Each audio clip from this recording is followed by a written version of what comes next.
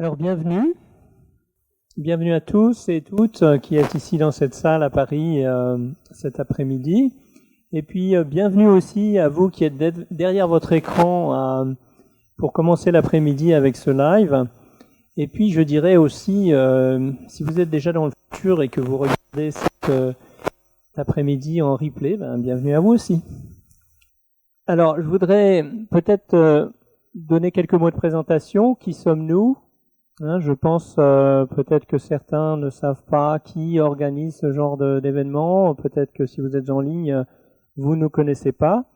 Eh bien, nous sommes un groupe de personnes à travers le monde. Et quand je dis à travers le monde, c'est vraiment vrai. Ça va des États-Unis au Japon, en passant par le Brésil et jusqu'en Nouvelle-Zélande. Alors, je dis pas dans tous les pays, mais dans beaucoup de pays du monde.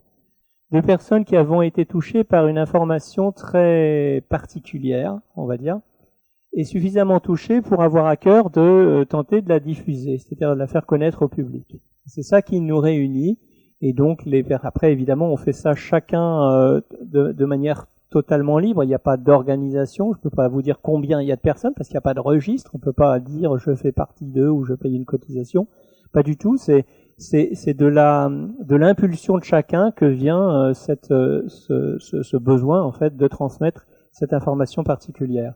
Et bien sûr, comme on est beaucoup plus efficace en groupe qu'individuellement, eh bien on se réunit en groupe, alors en petits groupes, comme ici à Paris, il y a un groupe assez important de personnes qui a organisé cette conférence et qui l'a fait connaître en amont.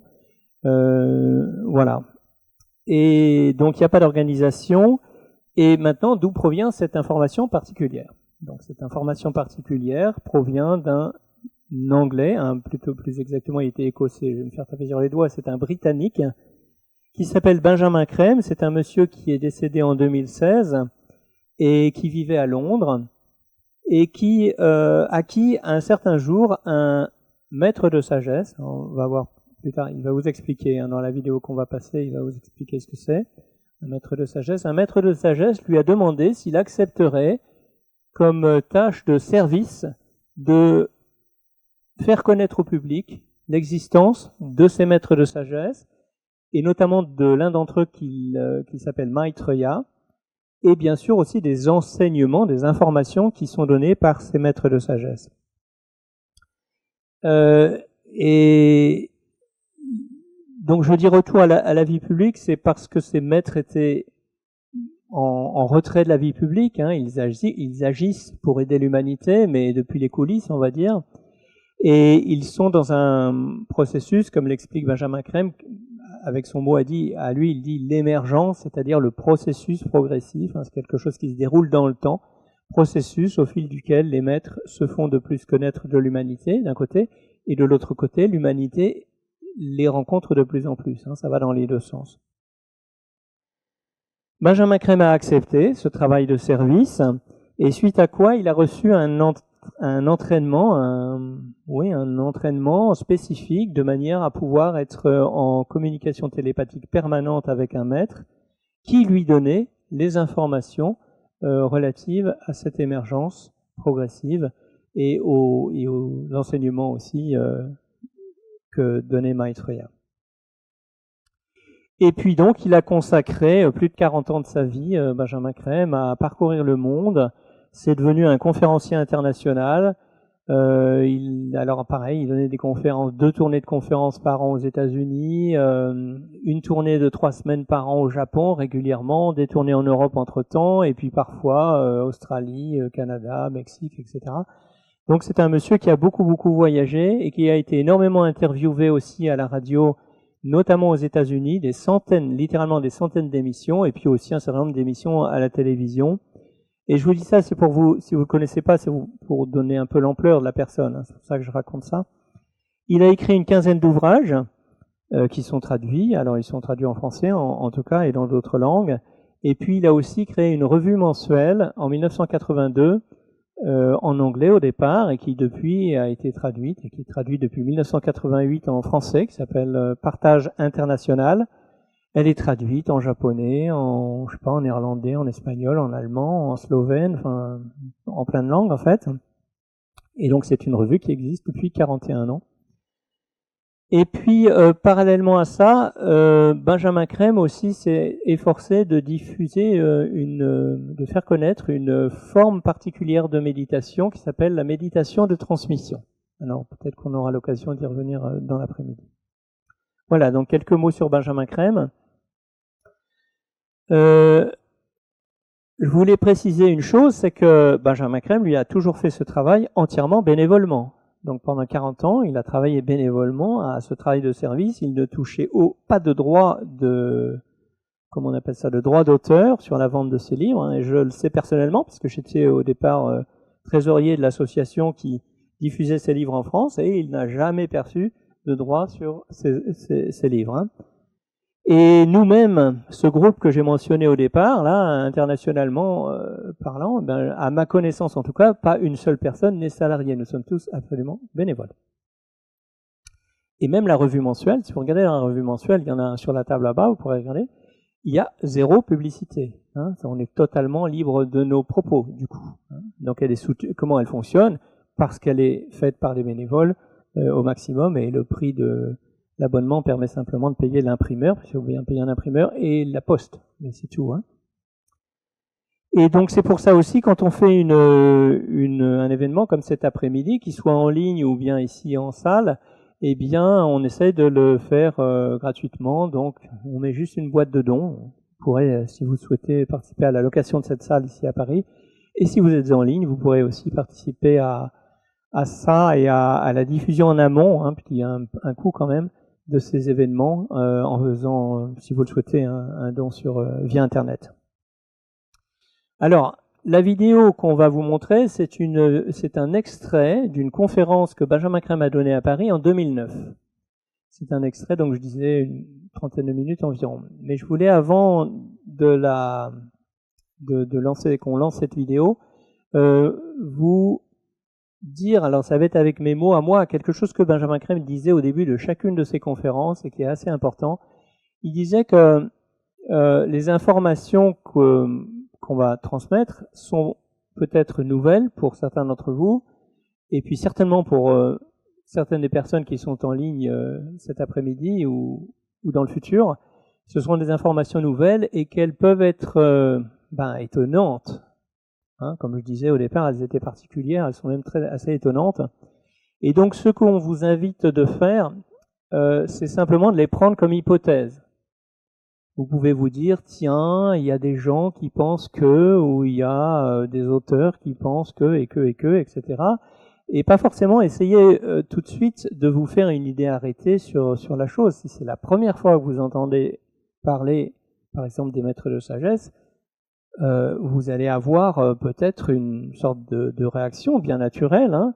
Peut-être le mental va écarter l'information en disant mais qu'est-ce que c'est que ça? Si ça existait, je l'aurais déjà su. Enfin, je sais pas, on ne peut pas rentrer dans le mental de chacun pour donner des exemples, mais donc on vous invite à prendre les choses simplement comme hypothèse. Vous déciderez plus tard ce que vous en faites.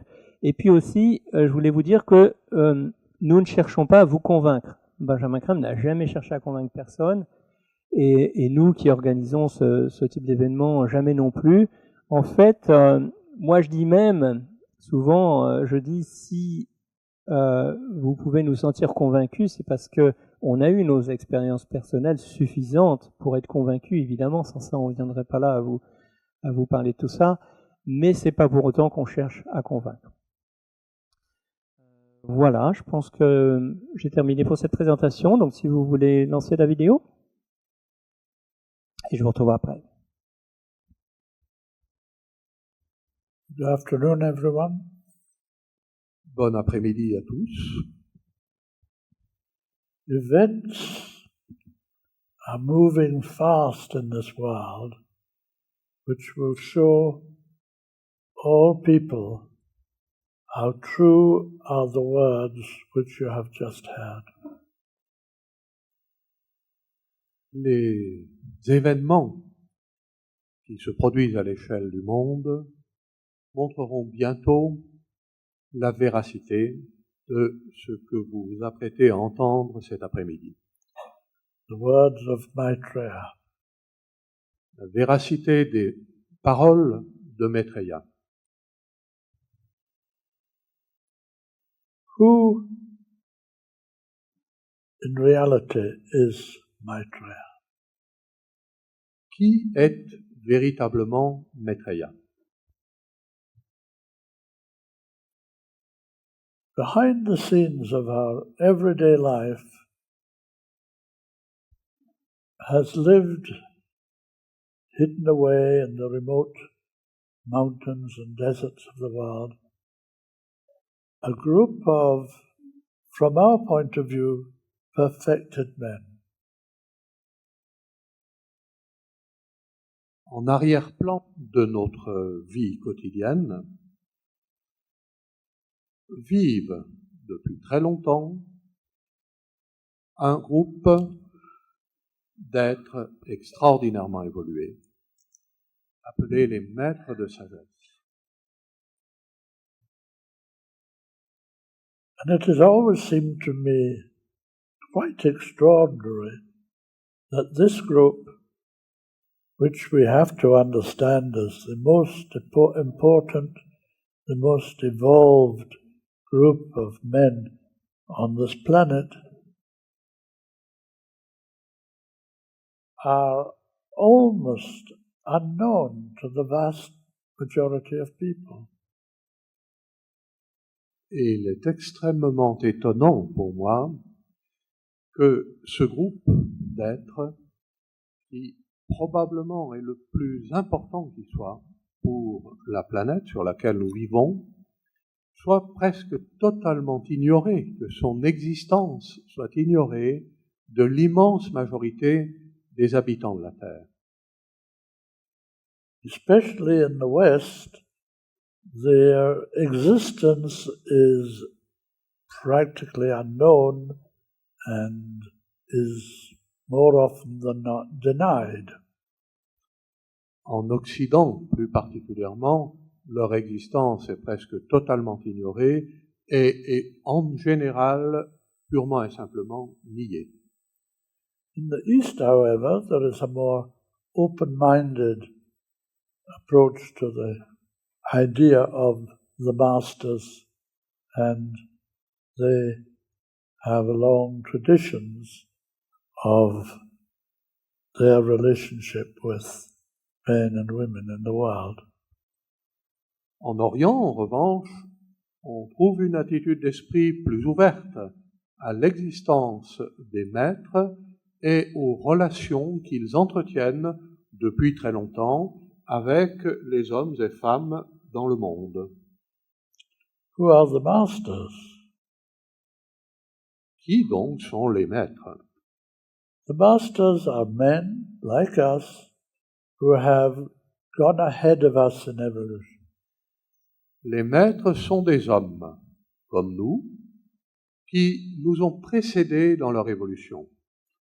Who have lived incarnation after incarnation in a conscious knowledge of their evolutionary goal.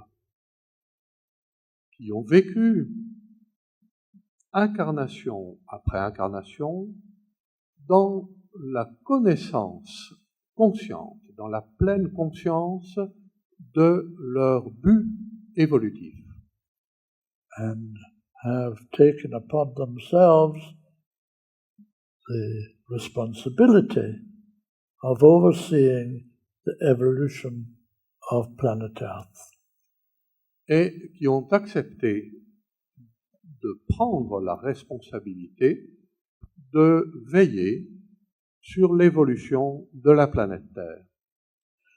The masters of wisdom, as they're usually called, are the custodians of the evolutionary process. Les maîtres de sagesse, comme on les appelle généralement, sont les gardiens du processus évolutif.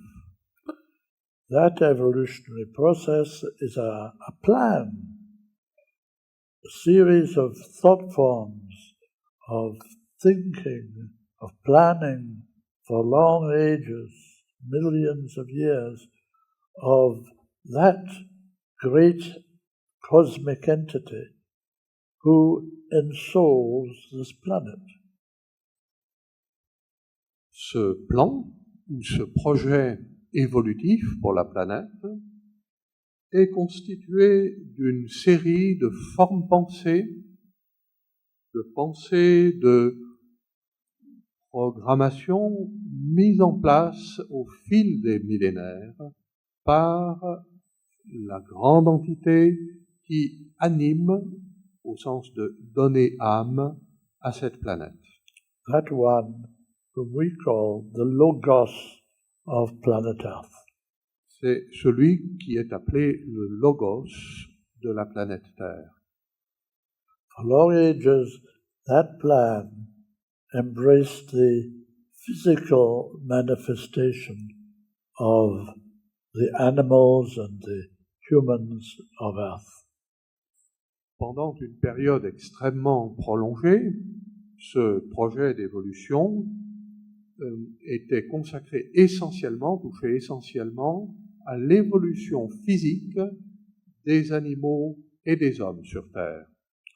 But humanity has evolved to a point today where the evolution is not thought of in physical terms, but in terms of consciousness. Mais l'humanité a réalisé un progrès évolutif tel que, aujourd'hui, ce progrès évolutif n'est plus envisagé en termes de forme physique, mais en termes de conscience. And it is in terms of consciousness that the masters work to stimulate that quality in humanity. C'est donc en termes de conscience que les maîtres opèrent, cherchant à stimuler la conscience, le développement conscient de l'humanité. It is a very considerable group of beings, the masters of wisdom. Ces maîtres de sagesse constituent un groupe d'êtres tout à fait considérable. But concerned with the human beings, the human kingdom, the number is always kept at 63. Mais pour ceux d'entre eux qui se consacrent à nous, à l'humanité, au règne humain, leur nombre est toujours limité à 63. There are 3 great lords, as they're called. Maitreya is one of these, and 60 masters of wisdom. Ces 63 maîtres sont constitués de 3 grands seigneurs, Maitreya est l'un d'entre eux, et de 60 maîtres de sagesse. Thus you have the masters of wisdom and the lords of compassion. Ainsi, vous avez les maîtres de sagesse et les seigneurs de compassion. Their work down through the ages is to stimulate the mind and the spiritual aspect of humanity, to bring them eventually to the point of freedom, of awareness, which they themselves know. Leur travail consiste à stimuler l'esprit et la dimension spirituelle de l'humanité pour la conduire jusqu'à cet état de liberté spirituelle qu'ils connaissent eux-mêmes. They are the guardians of the race. Ils sont les gardiens de la race humaine. Of the human race, but also of all manifestations of life on earth. Pas seulement d'ailleurs de la race humaine, mais aussi de toutes les manifestations de la vie sur Terre. And from our point of view, the masters are perfect. Alors, de notre point de vue, les maîtres sont parfaits. From their point of view, of course, it is a relative perfection. Mais de leur point de vue à eux, il s'agit bien sûr d'une perfection relative. Because they see stretching ahead of them vistas of being, of knowledge, of creation, which we cannot even imagine. Parce qu'ils voient devant eux des perspectives extraordinaires de connaissance, d'être, d'avancer en conscience, tellement extraordinaires que nous ne pouvons pas même, nous, les concevoir. And of course, in every solar system, there are a variety of planets, and these planets are at different stages of development. Naturellement, dans chaque système solaire, il y a un certain nombre de planètes différentes qui toutes sont à des degrés différents de développement. And it's important, I think, for humanity to realize this, see the scope of the reality in which he lives. Je pense qu'il est important pour l'humanité de prendre conscience de ces choses-là pour mesurer l'ampleur, la vastitude du système au sein duquel nous opérons. And also of the extraordinary synthetic process by which a solar system evolves with all the planets together. Et aussi de la manière extraordinairement synthétique dont un système solaire évolue à travers l'interaction évolutive de toutes les planètes qui le composent. And this reality, cosmic reality, will be born in the minds of our humanity in the very near future. Et dans un futur très proche, cette réalité cosmique sera connue consciemment de l'humanité. Each of the planets of our solar system have masters. Toutes les planètes de notre système solaire ont des maîtres de sagesse. They know each other. Ils se connaissent entre eux. They interact and work together. Ils interagissent, ils coopèrent. And although humanity knows little about it, our masters, the masters of wisdom of this planet, work in total concord with the masters of other planets. Et bien que l'humanité n'en sache pratiquement rien, les maîtres de sagesse sur nos planètes travaillent en parfaite harmonie avec ceux d'autres planètes. For over 60 years, the world has known about the phenomenon we call UFOs, flying saucers. Depuis plus de 60 ans, notre monde a appris l'existence des ovnis, des objets volants non identifiés. The governments of the world have been at pains to deny this possibility or to attribute to the beings who manifest through the UFOs as antagonistic, contrary to the well-being of humanity, and have sought to protect, in inverted commas, humanity from the very knowledge which exists daily, hourly in our skies. Nos gouvernements efforts possibles et imaginables pour dissimuler l'existence de ces êtres et de leurs véhicules à l'humanité, ou pour laisser croire que ces êtres et ces véhicules nous seraient hostiles, antagonistes, et pour protéger, entre guillemets, l'humanité de la connaissance de leur existence. What do you think would be the attitude to the so-called UFOs, unidentified flying objects,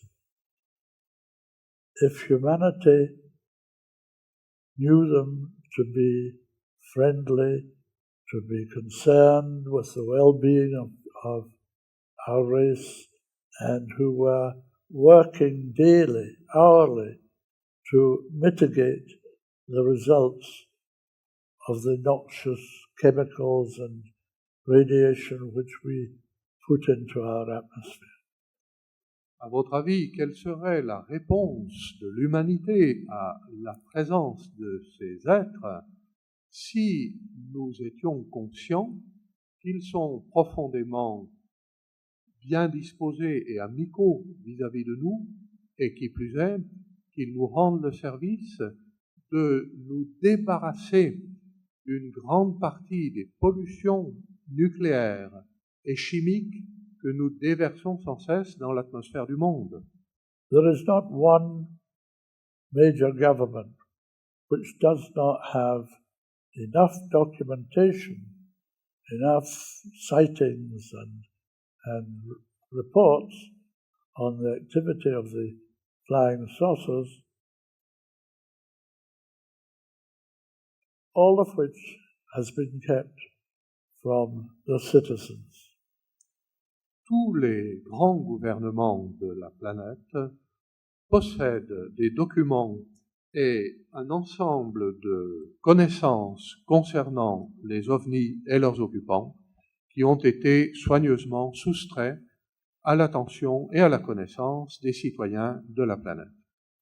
They also know that these flying saucers, UFOs, are friendly, are not a hazard to Earth. Ils savent aussi que ces ovnis, plutôt leurs occupants, sont amicaux vis-à-vis de nous et qu'ils ne sauraient mettre en péril la sécurité de la Terre. Now for the last 30, 40 years, the world has been flooded, literally flooded, with signs. Depuis quelques 30 ou 40 ans, le monde a été littéralement inondé de signes. Maitreya says in one of his messages, "Those who search for signs will find them, but my method of manifestation is more simple." Dans l'un de ses messages, Maitreya a dit « Ceux qui recherchent des signes les trouveront, mais ma méthode de manifestation est plus simple. » Signs usually mean miracles. Généralement, les signes signifient miracle. Signs are of,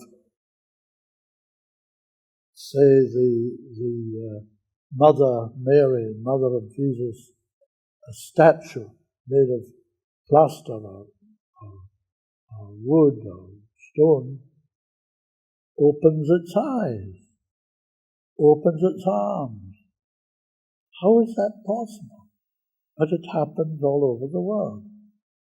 Par exemple, on voit une statue de Marie, de la Vierge Marie, ou de Jésus, une statue en plâtre, ou une statue en bronze, qui ouvre les yeux ou qui tend les bras vers celui qui la regarde. Comment une telle chose est-elle possible? Or they weep real tears. A statue which weeps real tears. Not one, but hundreds and hundreds and hundreds all over the world. Ou encore une telle statue qui se met à pleurer des larmes nombreuses et bien observables. Ceci, pas seulement pour une statue quelque part, mais pour des centaines de statues à travers le monde. The extraordinary milk miracle which took place in India. Il y a aussi l'extraordinaire miracle du lait qui s'est produit en Inde, in which every time milk was offered to the gods, the statues of the gods, the milk disappeared. Ce qui se passait, c'est que chaque fois que l'on offrait du lait aux dieux, dans une cuillère, des statues de la divinité, telle ou telle divinité hindoue, ce lait disparaissait de la cuillère où on l'avait mis. Thousands of gallons of milk disappeared in the same way over a few days. Des centaines et des milliers de litres de lait ont disparu de la même manière dans une période de quelques jours. It looked as if the statues drank the milk. They didn't drink the milk. Cela donnait l'impression que les statues buvaient ce lait. En fait, ce n'était pas le cas.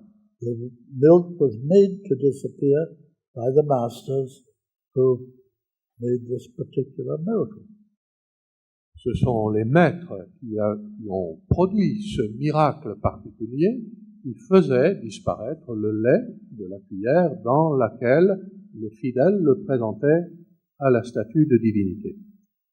Throughout the world there have been windows in which crosses, like Christian crosses, have appeared miraculously for no apparent reason. À travers le monde, il y a des vitraux ou simplement des vitres sur lesquelles sont apparues des croix de lumière sans raison apparente. Very often they will be in a village where people who are sick and ailments of one kind or another are healed by the process. Souvent, cela se produit dans des villages où les malades s'aperçoivent qu'en s'approchant d'une telle croix et en priant, ils vont recevoir la guérison. Religious people need signs. They ask for signs. And these are the signs presented by the masters for those who need them. Les personnes de tempérament, d'inclination religieuse ont besoin des signes. Elles réclament des signes, et tels sont les signes que leur fournissent les maîtres. And these signs cover the world. Et ces signes couvrent le monde entier. I could spend hours talking about the signs which are already manifest. Je pourrais passer des heures à ne parler que des signes qui ont déjà été manifestés de cette manière. But I'm not going to do that. I'm not going to do that. Mais je ne suis pas très bon pour cette tâche-là.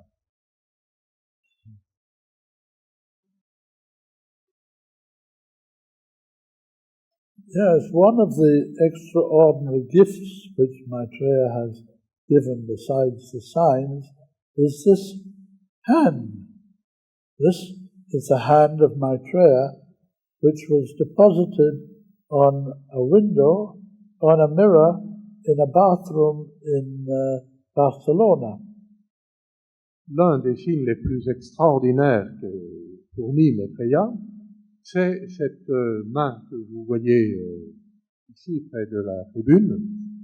Cette main est apparue un jour sur un miroir de salle de bain à Barcelone.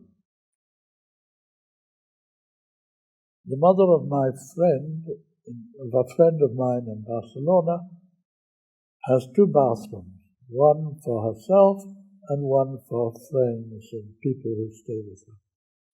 La mère de l'un de mes amis à Barcelone a dans sa maison deux salles de bain. Il y en a une qu'elle utilise pour elle-même et une autre pour ses amis, pour elle-même et sa famille d'un côté et l'autre pour ses amis. One day she saw this hand clearly marked on the mirror in her bathroom. Donc un jour, elle a vu cette main clairement dessinée sur le miroir de sa salle de bain. Oh, Carmen, or whatever her cleaner was called, doesn't do it properly, and she wiped it off. Elle se dit, oh, alors, Carmen, ou quel que soit le nom de la femme de ménage, n'a pas bien fait son travail. Alors je vais effacer cette vilaine main. The hand kept coming back, and she wiped it off again. Mais la main revenait d'elle-même, semble-t-il, elle réapparaissait, et cette dame mettait sous tout son savoir-faire et toute son énergie à l'effacer. And it came back eventually after being rubbed off, and she said, oh boy, maybe it's important. Mais la main a persisté à réapparaître, à ressurgir après plusieurs tentatives de destruction. Là, elle a fini par dire, mais finalement, mais c'est peut-être important. So she told it to her son, and he said, well, I better get in touch with Benjamin Creme. He might know what it is, and he did, and it is the hand of Maitreya. Elle en a donc parlé à son fils. Il s'est dit, bon, peut-être qu'il faudrait que j'en parle à Benjamin Creme et que je lui demande s'il sait ce que c'est. C'est ce qu'il a fait, et j'ai appris par mon maître que c'était la main de Maitreya. And why is it given? Et pourquoi est-ce que cette main nous est parvenue? It's appearing in more mirrors throughout the world at the present time. Actuellement, cette main apparaît sur d'autres glaces, sur d'autres miroirs à travers le monde. But this was the first one. Celle-ci est la première à être apparue. And it is a connection to allow people to make a connection with Maitreya before they can actually see him. So you don't know what he looks like, you don't have any idea probably what he looks like, but you have his hand. And all you have to do is to look at the hand and ask Maitreya for help if you need help. La finalité de cette main est de permettre aux gens d'établir un contact avec Maitreya, d'entrer en contact avec lui avant même qu'on l'ait vu.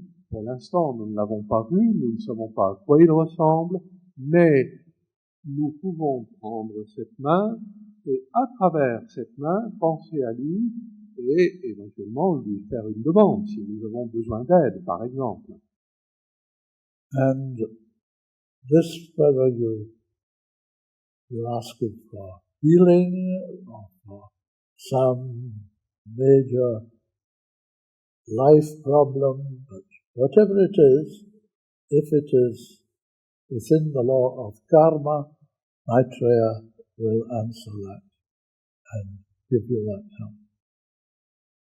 Nous pouvons demander de l'aide en termes de guérison, par exemple, ou alors pour un problème de vie important. Quel que soit l'objet de notre demande, si la loi du karma le permet, Maitreya apportera son aide. Bien. Eh bien, nous allons continuer avec le thème spécifique de l'après-midi, qui sont donc les signes. Benjamin Creme en a parlé là, de ce fameux signe. Et avant, juste vous répondre à cette question, pourquoi ce thème? Vous pouvez vous demander, peut-être si vous connaissez déjà l'enseignement de Maitreya, vous savez comme moi que en fait les éléments clés de son enseignement, c'est en ce qui concerne la vie pratique sur Terre, la vie, les relations entre les êtres humains sur Terre et la condition de la survie même de l'humanité sur Terre, c'est l'instauration du principe de partage comme moyen comme nouveau paradigme économique, je dirais. Hein. Et ça, c'est pour le côté matière de la vie sur Terre, le côté incarnation. Et pour ce qui est de notre côté esprit, l'enseignement de Maitreya porte sur ce qu'il appelle l'art de la réalisation du soi. Alors, pourquoi donc, puisque c'est ça le plus important, pourquoi parler des signes? Parce que les maîtres nous envoient des signes, et c'est pas pour rien non plus, et que particulièrement dans un contexte français, je trouve intéressant de parler de ce thème, parce que c'est assez tabou en France. Nous sommes dans un pays qu'on appelle cartésien, où ce qui n'est pas vérifié par la science, enfin par ce qu'on appelle la science, je devrais plutôt dire, eh bien est considéré comme non existant et on n'en fait pas cas. Et c'est assez particulier en France. Si vous allez par exemple aux États-Unis et vous faites la queue au supermarché et vous attrapez un journal, un journal local, hein, vous ouvrez le journal local, vous allez voir à l'intérieur des témoignages de personnes qui ont été guéries. Alors souvent ça va être des personnes religieuses parce que c'est un pays très religieux, les États-Unis, hein. Mais peu importe, ces personnes vont être guéries, ces personnes vont avoir été transformées, touchées par des expériences personnelles qu'on peut appeler des signes. Et en France, tout ça c'est tabou et c'est dommage, comme on sait. Hein, si vous vous intéressez à la psychologie, vous savez tout le mal que peut faire un tabou dans une société. Et donc voilà pourquoi parler cet après-midi particulièrement de ce thème-là. Et puis je dirais que si vous connaissez déjà tout ça aussi et que vous avez peut-être à cœur d'essayer de faire connaître ces informations sur l'existence des maîtres, eh bien ce sont des phénomènes qui peuvent vous aider à le faire, parce que c'est quelque chose qu'on peut commencer à partager. Hein, si vous êtes à dîner avec des amis un soir et que vous commencez à raconter des choses qui sont passées un peu curieuses, eh bien vous allez voir qu'autour de la table, il y a bien une ou deux personnes qui vont renchérir, parce qu'en fait, dans la réalité, même en France, beaucoup de gens sont témoins de phénomènes comme ça inexpliqués, ou de guérisons extraordinaires, ou de sauvetage d'accidents de la route, par exemple, extraordinaires. Et c'est un moyen d'introduire le sujet de qui, s'il y a des signes, qui font ces signes, s'il y a des miracles, qui les font, hein. Parce que, donc Benjamin Crème le disait, dans les traditions religieuses, ce qu'on appelle signes, enfin ce que nous appelons signes, ce sont en fait traduits par le mot miracle, hein, dans les traditions religieuses. Si ça se raccorde pas à une tradition religieuse, on va appeler ça phénomène inexpliqué, hein, peu importe, nous appelons ça des signes, parce que il y a des êtres qui sont à l'origine de ces signes. Il n'y a pas d'effet sans cause, hein. Donc s'il y a quelque chose qui se produit, il y a forcément une intelligence ou un être ou quelque chose qui a produit cette chose-là. Et donc si vous parlez avec vos amis de choses extraordinaires qui se passent quelquefois, eh bien vous pouvez poser la question, mais alors d'où ça vient? Qui provoque ça? Et c'est l'occasion d'introduire cette notion de l'existence des maîtres de sagesse. Parce que bien sûr, comme l'a dit Benjamin Crème, certains des maîtres sont un petit peu, spécialisés dans la production des miracles ou des phénomènes inexpliqués. Et parce que je ne pense pas qu'il l'ait rappelé là, Benjamin Crème, mais si on appelle ces êtres-là des maîtres, c'est parce qu'ils ont la maîtrise, hein, c'est pour ça qu'on les appelle des maîtres, ils ont la maîtrise, en l'occurrence, de la matière, entre autres choses, et que donc par la force de leur pensée concentrée, leur puissance mentale, ils peuvent créer des choses matérielles qui nous apparaissent comme miraculeuses. Pourquoi les maîtres font ça aussi? Ils font ça parce que ça rentre dans le cadre de l'ensemble des choses qu'ils font pour l'humanité. Le rôle des maîtres de sagesse vis-à-vis de l'humanité, c'est, Crème l'a dit, hein, c'est de faire en sorte que chacun d'entre nous puissions devenir un jour maître de sagesse, et ça passe par quelque chose qu'on peut appeler l'éveil de la conscience, l'ouverture de la conscience, l'agrandissement de la conscience. Et ces petits signes qui sont donnés sur le chemin sont de nature à favoriser cet éveil. Parce que s'il y a quelque chose d'extraordinaire qui vous arrive, hein, même si vous n'êtes pas quelqu'un de religieux, vous avez, quelque chose de curieux qui apparaît sur l'écran de votre ordinateur, par exemple, qui n'a pas de raison d'être là, et que ça vous touche pour une raison ou pour une autre, eh bien c'est un petit signe qui va participer à votre ouverture de conscience. Vous allez commencer à vous interroger, à savoir si d'autres personnes ont aussi constaté ça, etc., et ça éveille petit à petit la conscience. Et puis pour les personnes qui sont très religieuses, les miracles en fait raffermissent la foi, c'est-à-dire ça les tire vers le haut, je dirais, hein. On dirait de manière plus ésotérique que ça favorise l'aspiration, hein, à grandir. Alors, dans le diaporama, par définition, un diaporama c'est visuel, donc bien sûr on va montrer que des choses visuelles qui sont visibles. mais il y a quantité de signes qui sont non visuels, et peut-être même davantage. En tout cas, il y en a beaucoup, beaucoup plus qui n'ont jamais été pris en photo ou en vidéo. Et donc vous avez, je l'ai mentionné, des guérisons extraordinaires, vous avez des sauvetages extraordinaires d'accidents de la route ou lors de catastrophes naturelles, par exemple. Vous avez aussi des gens qui ont des rêves extraordinaires, qui avec un rêve qui sort tout à fait de la normale, de l'habituel, où la personne peut recevoir un message qui va profondément la toucher.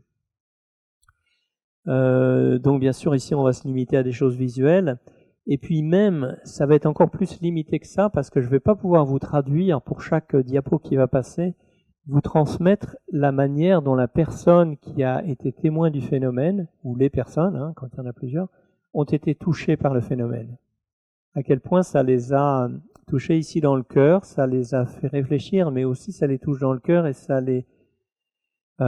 beaucoup témoignent à quel point leur vie est transformée par la suite.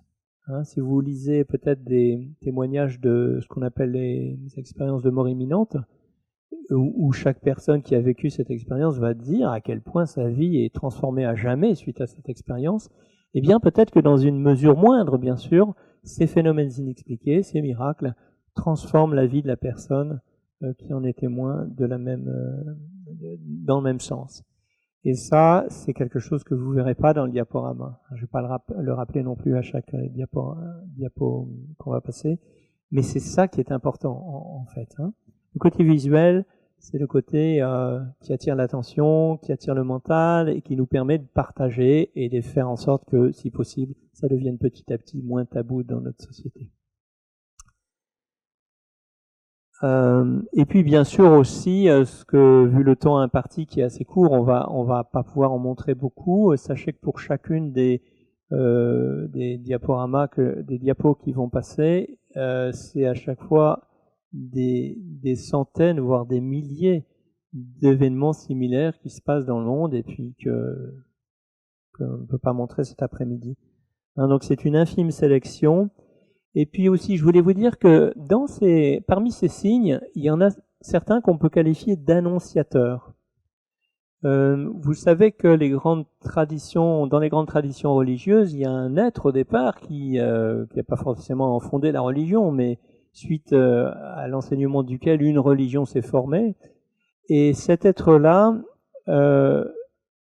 les gens qui sont fidèles de cette religion-là attendent en fait son retour, ou alors le retour d'un autre instructeur qui va venir pour poursuivre l'enseignement, la révélation à l'humanité. Hein. L'idée, c'est qu'à chaque fois que l'être humain grandit en termes de conscience, un enseignement supérieur peut lui être apporté, et donc à ce moment-là viennent d'autres enseignants qui viennent apporter un élément supérieur. Et ça, c'est commun à toutes les traditions religieuses, et cette venue de l'instructeur que attendent les traditions est précédée dans leur tradition, hein, selon leur tradition, de signes annonciateurs. Et c'est là où on peut voir que certains des signes qu'on va vous montrer sont clairement des signes annonciateurs de la venue de l'instructeur qu'attend cette tradition-là. Alors voilà, je pense qu'on va pouvoir lancer le diaporama maintenant. On peut y aller. Et Maitreya disait, vous voyez là, Maitreya disait, ceux qui cherchent des signes les trouveront.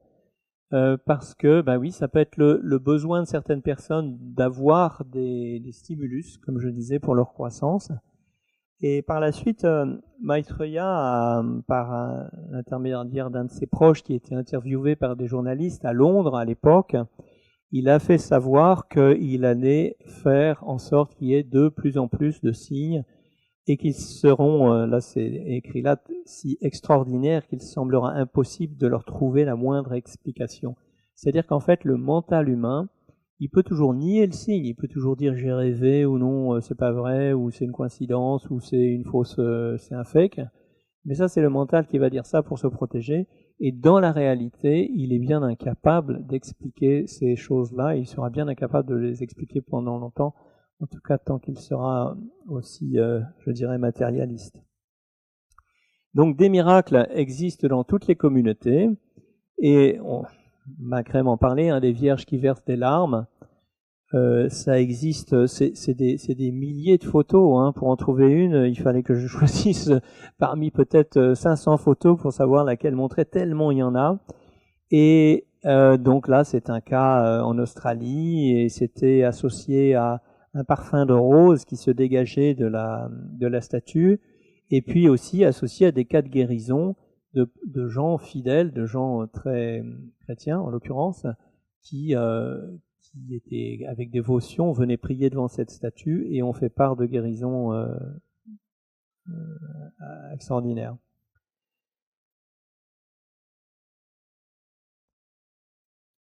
Autre statue, celle-ci miraculée suite à un incendie qui avait détruit un quartier après un ouragan à New York. La seule chose qui restait debout dans cette maison, c'était ou dans ce lieu, je ne sais pas ce que c'était, eh bien cette statue. Et comme je disais, hein, aux États-Unis, bon, c'est pas tabou. Là, c'est dans le Wall Street Journal. Vous imaginez qu'on en parle, hein?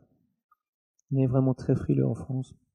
Alors ça ne veut pas dire que les Américains vont trouver l'explication ou vous dire qu'il s'agit de maîtres de sagesse qui créent ces signes-là. Bien sûr que non. Simplement, ils ne nient pas l'existence du phénomène étonnant qui s'est passé là. Et là, c'est pareil, des statues miraculeuses comme ça face à une tornade ou des choses comme ça aux États-Unis, il y en a des dizaines qui circulent. Et là, c'est un exemple d'une statue de la Vierge qui bougeait. Les gens ont dit qu'elle était comme pleine de vie, elle avait les larmes plein les yeux, et les fidèles ont entamé l'Ave Maria, elle s'est mise à sourire et à bouger les lèvres. Donc c'est attesté par toutes les personnes présentes, par le prêtre de l'église, etc. Et encore une fois, je ne peux pas vous dire à quel point ça touche, parce que c'est ça qui est important, et ça modifie la vie des personnes qui en sont témoins directs. Alors ça, c'est très curieux aussi, c'est passé en Argentine. Le prêtre de cette église avait pris la statue de la Vierge qui était au-dessus de l'autel, là, dans cette niche au centre, pour la porter en procession dans les rues. Et les gens qui étaient dans l'église se sont aperçus qu'à la place de cette statue, il y avait cette forme lumineuse, bleue, qui était apparue. Et donc vous voyez là la foule des gens qui se pressent pour la prendre en photo et en vidéo. Et là, on voit d'un petit peu plus près cette forme étonnante. Et il raconte que même lorsque l'église était éteinte, donc la nuit, on éteignait les lumières et cette forme lumineuse apparaissait toujours. Beaucoup de gens aussi ont été témoins de choses extraordinaires lorsqu'ils prenaient une photo. Alors celle-ci, c'était au temps de l'argentique. Une personne prend un arbre, un joli arbre en photo, et au développement, voilà ce qu'il trouve. Il y a littéralement des milliers de photos comme ça qui circulent. Vous avez aussi des photos, vous trouverez certainement des photos avec le pape entouré des bras d'une femme qu'on reconnaît dans la tradition chrétienne comme étant la Vierge Marie. Et puis là, c'est plus récent, c'était au temps du numérique, là. Et une personne se sont attirées pour prendre le Saint-Sacrement qui était exposé sur cet autel dans cette église au Mexique. Et elle prend la photo, elle remarque rien sur la photo, elle en prend 3 d'ailleurs dans cette église. Et sur les 3 photos, lorsqu'elle les regarde sur son écran d'ordinateur, apparaît cette forme lumineuse une silhouette en fait, hein, je ne sais pas si on voit très clairement là, mais qui a les mains jointes et que la personne a prise pour la silhouette de Marie, la mère de Jésus. Et puis quelquefois c'est pas la Vierge, hein, quelquefois c'est Jésus, comme là, une personne a pris son téléviseur éteint, c'était au temps de l'argentique, pour finir sa pellicule, et au développement il a vu cette image sur la photo. Alors cette photo est plus connue en France parce qu'elle a été connue en France, elle circule pas mal dans certains milieux, et elle a été prise à l'hôpital Necker par un médecin qui participait à une réunion qui avait lieu dans une salle de cet hôpital. Les médecins s'étaient réunis pour discuter de quelque chose qui les ennuyait beaucoup, qui est que les parents des enfants, c'est un hôpital pour enfants, hein, les parents emmenaient au chevet de leurs enfants des guérisseurs, ou disait-il des gourous, ou bien des gens qui prétendaient guérir au nom du Christ, selon les médecins. Et les médecins aiment pas trop ça. Et lors de cette réunion, ils ont entendu frapper à la porte. Et donc un médecin s'est levé, est allé ouvrir, et il n'y avait personne, donc il a refermé la porte, et ça s'est reproduit 4 fois. Alors à la 4e fois, un autre médecin s'est dit, bon, quelqu'un doit nous faire une farce, vu le sujet de notre discussion de cet après-midi ici, quelqu'un doit être en train de nous faire une farce, et donc on va prendre une photo juste au moment où la porte s'ouvre. Et donc un médecin ouvre la porte la 4e fois, et pendant ce temps-là, un autre médecin vite prend une photo, mais ne voit rien. Et le médecin qui a pris la photo rappelle ses collègues quelques jours plus tard en leur expliquant qu'il avait reçu un appel du photographe qui avait développé son film, qui lui avait demandé « Mais docteur, qu'est-ce que vous avez pris sur cette photo ?» Et le médecin était bien en peine de répondre. Et lorsqu'il a découvert la photo, qu'il l'a montrée à ses collègues, eh bien, l'histoire raconte, c'est une histoire qui nous provient pas directement du médecin, c'est intéressant, ça nous provient de la femme de ce médecin, qui a raconté à tout le monde qu'en fait son mari et les autres avaient enfin admis la possibilité de la guérison par la foi. Quelquefois, il faut des signes quand même forts, des signes importants. Et là, c'est un autre exemple avec quelqu'un qui retire une plante d'un pot en terre pour la rempoter dans un pot plus grand, et puis les formes de la racine forment ce visage qu'il attribue à Jésus. Et ça, j'aime bien aussi, c'est une femme qui est pasteur aux États-Unis et qui coupe une pomme de terre en deux pour faire une salade de pommes de terre. Et elle n'était pas bien, cette pasteur, à ce moment-là. Elle disait « Seigneur, envoie-moi un signe, je suis pas très bien ». Et elle découvre ce que vous voyez là à l'écran dans cette pomme de terre.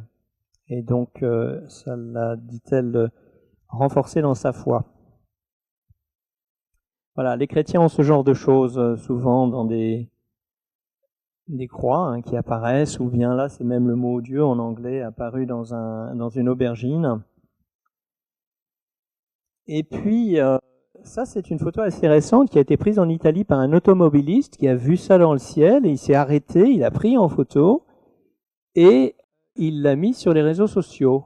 Et il y a eu une réponse extraordinaire en termes de nombre de personnes qui ont été touchées par cette photo. Les gens voient la silhouette du Christ, un peu comme le Christ de Rio de Janeiro, le Christ rédempteur.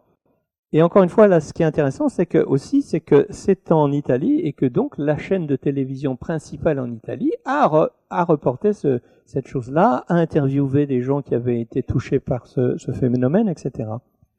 Encore pour vous dire à quel point, en France, on n'en aurait pas parlé, c'est évident. Donc d'autres cas comme ça de silhouettes dans le ciel à travers le monde, c'est assez fréquent.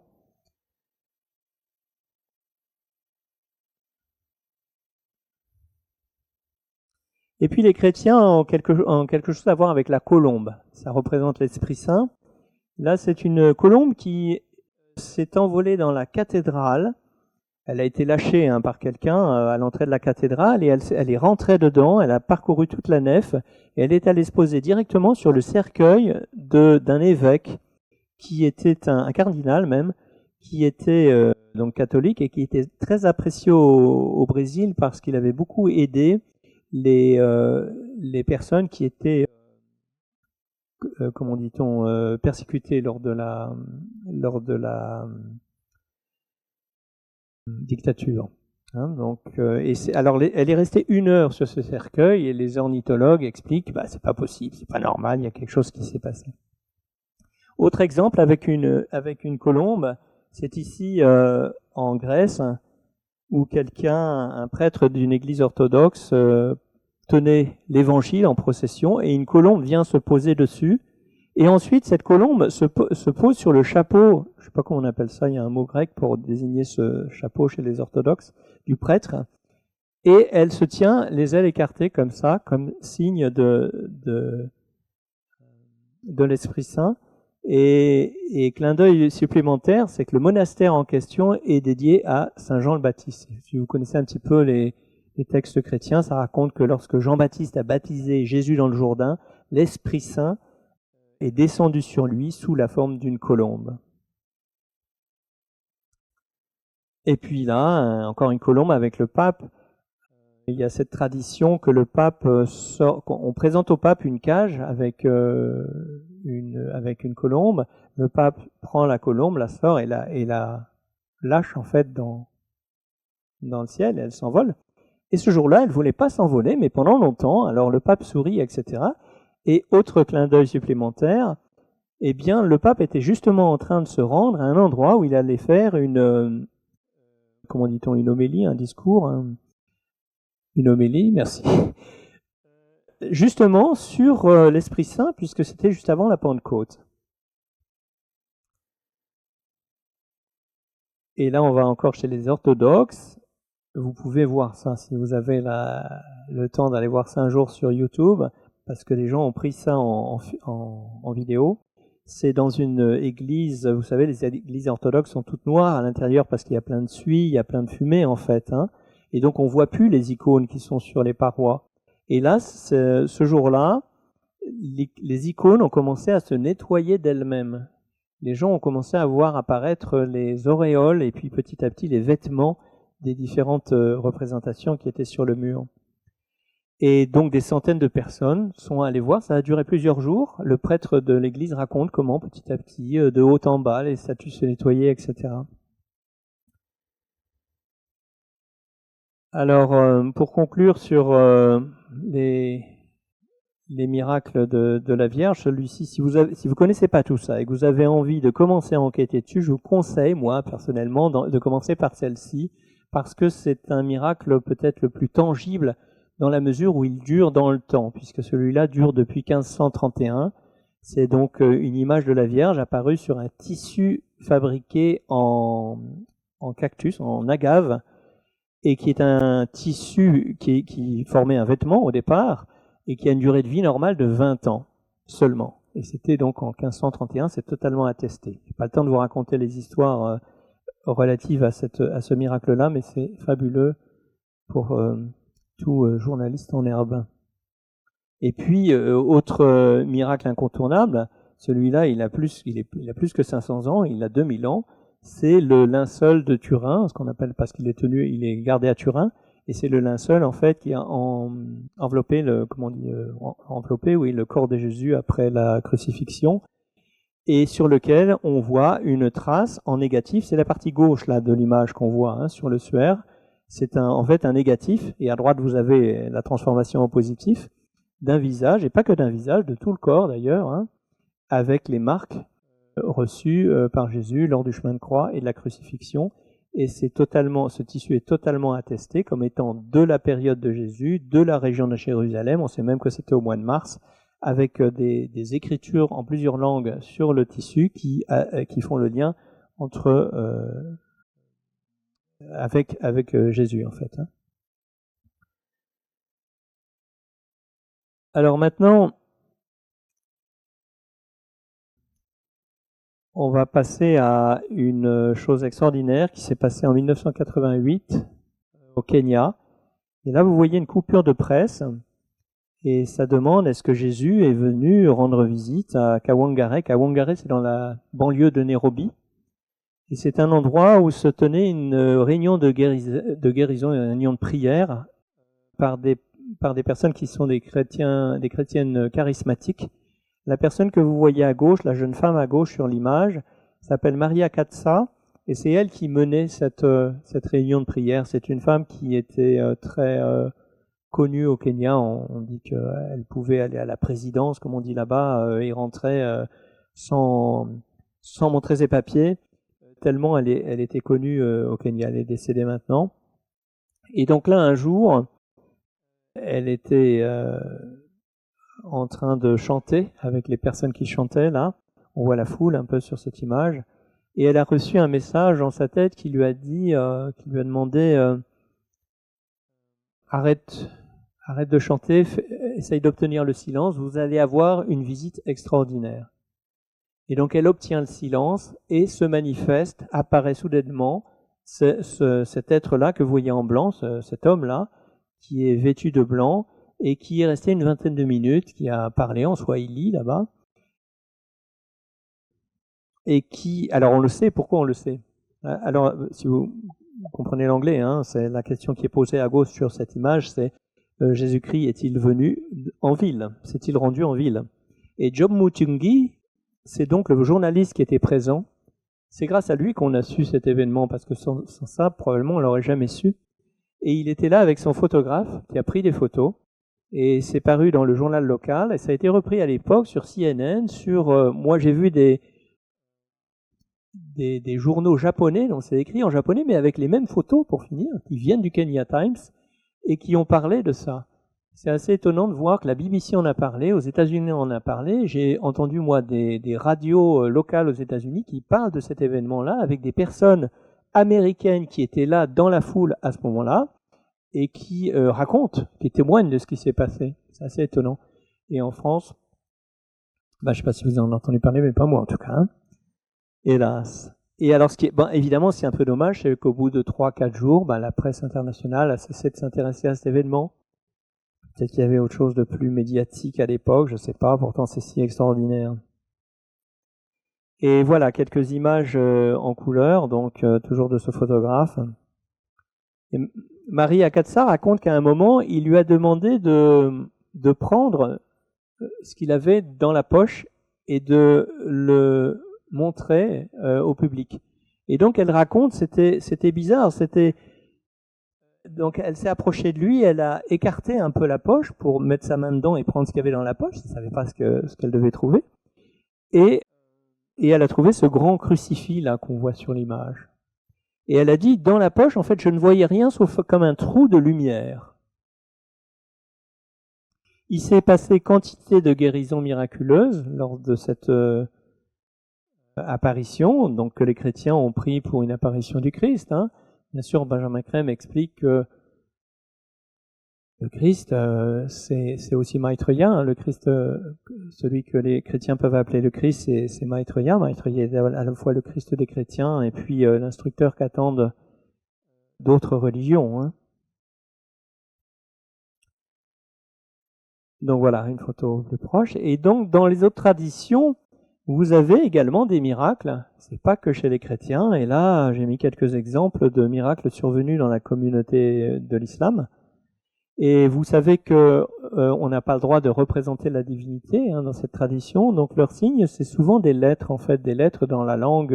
Ça peut être en arabe, mais pas qu'en arabe. C'est dans la langue du pays où ils surviennent, et qui sont quelquefois le mot Allah ou le mot Mahomet ou le mot ou une phrase, une petite phrase du Coran. Et là, c'est arrivé en Angleterre. C'est pour ça que la question est posée en anglais. Est-ce que cette tomate apporte-t-elle un message de Dieu? Donc des choses comme ça dans des endroits surprenants. Comme là, c'est un commerçant turc à Amsterdam qui avait acheté des œufs pour les revendre. Et puis sur une bonne partie des œufs qu'il avait, il y avait des renflements sur la coquille et qui lui semblaient former des lettres. Et comme lui parle pas arabe, il est allé à la mosquée voisine et puis l'imam de la mosquée, mais il lui a dit « mais c'est écrit Allah sur tes œufs ». Là, un autre exemple avec un poisson qui portait d'un côté le mot Allah et de l'autre côté le mot Mahomet. Et elle est amusante cette histoire-là parce qu'elle est parue dans les photos d'un journal en Grande-Bretagne, parce que là-bas aussi on a le droit de parler de ces choses. Et simultanément, quasiment en Californie, la même chose est arrivée. Et ça arrive en fait dans les deux cas, c'était un père de famille qui était dans une animalerie avec ses enfants pour leur choisir des poissons pour l'aquarium de la maison.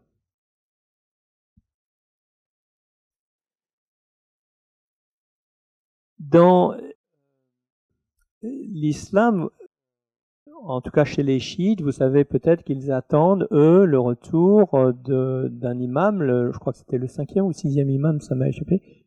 Pardon ? 12e, bon. 12e imam, et qu'il s'appellera donc, et qui aura pour nom l'imam Mahdi. Et qu'il est attendu, et donc l'hypothèse, enfin pas l'hypothèse, mais l'information reçue par Benjamin Crème, c'est que bien sûr, Maitreya sera également cet être attendu par cette communauté. Et eux ont beaucoup de miracles aussi avec des personnages en blanc qui se promènent dans les villes. Alors c'est des fois des femmes, des fois ça peut même être Marie, et des fois là c'est le cas d'un homme qu'on voit en vidéo. Je vous ai pas mis la vidéo, mais vous pourrez la trouver si ça vous intéresse sur YouTube. On voit cet homme en blanc là, vêtu de façon tout à fait inhabituelle, puisque c'est à Damas, et ça se passe alors qu'il y a des gens qui sont en train de tirer des coups de feu. Et les personnes sont en train de quitter la rue en courant pour aller se mettre à l'abri.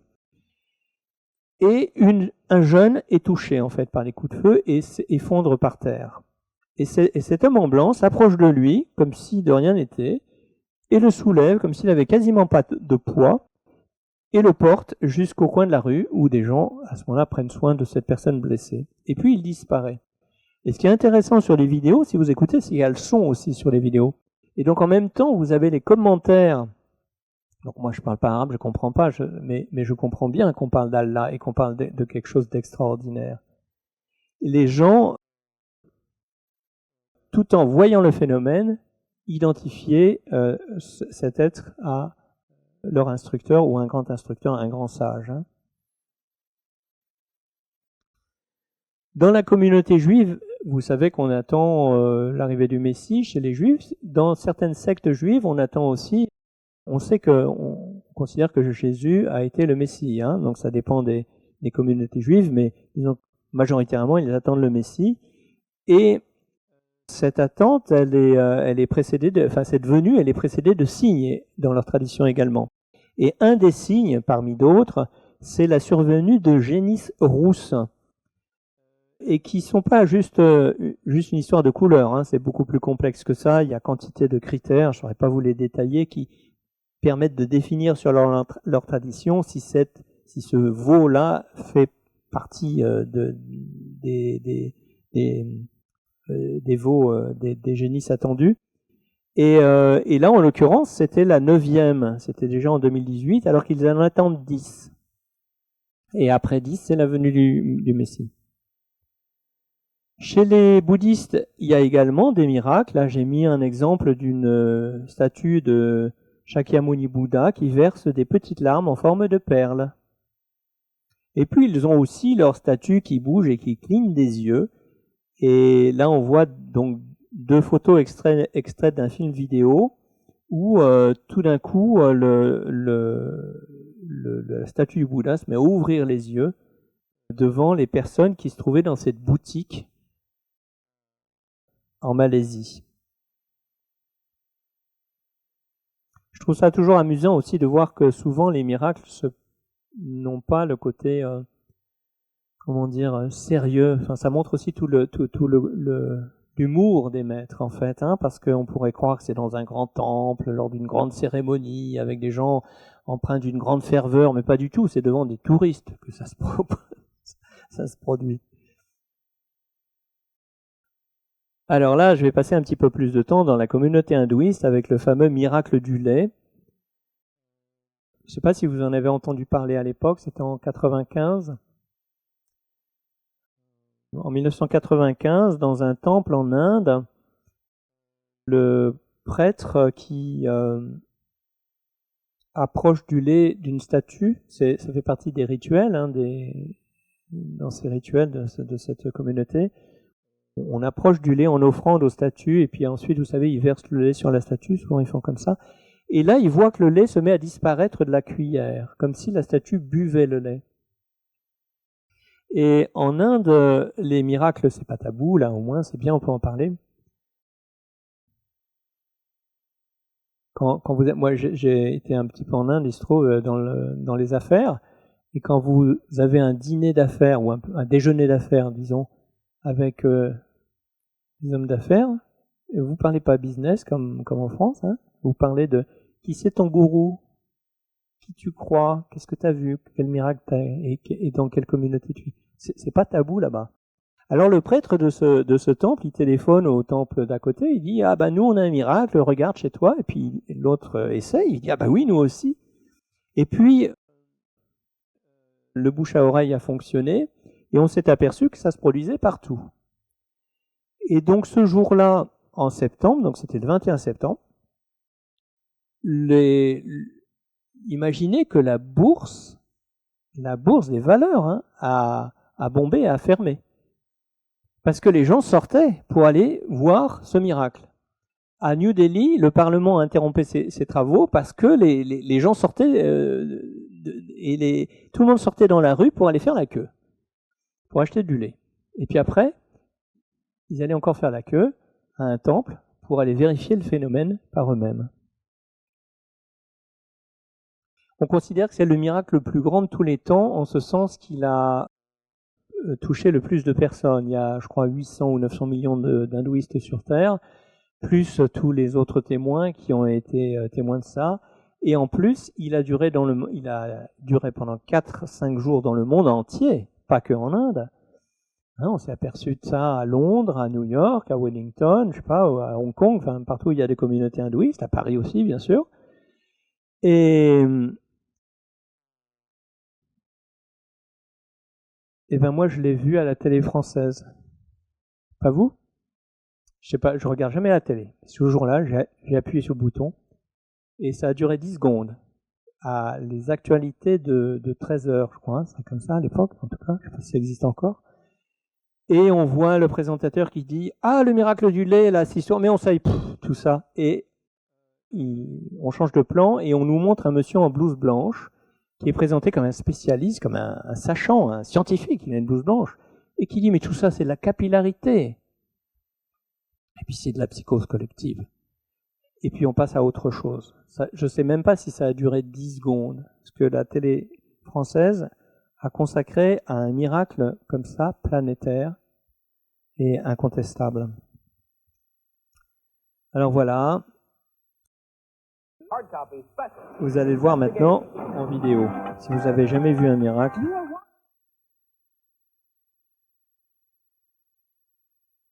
Vous voyez, des centaines de personnes font la queue et présentent du lait. Et les statues, bien sûr, sont pas en plâtre spécialement, ni en bois, hein, elles peuvent être en bronze ou en pierre.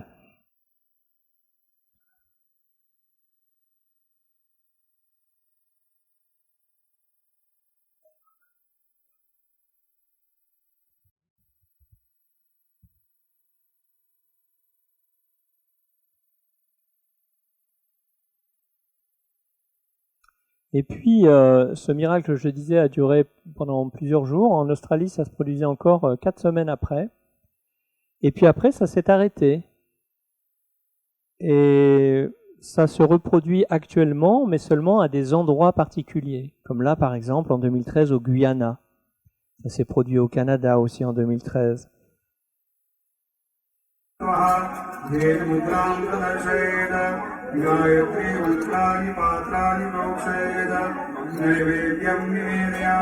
Namah Shivaya.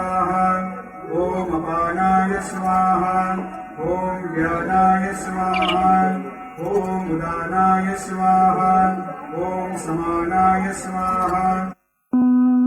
Namah Shivaya.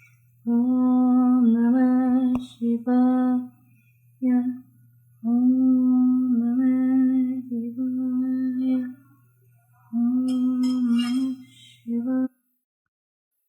Et donc, ce qui est intéressant, c'est que les hindouistes sont interrogés. À l'époque, ils sont allés voir dans les Védas. Vous savez, les Védas, c'est la Bible des hindouistes. Hein, c'est grand comme... Donc, ils se relaient. Hein, chacun lit pas tout.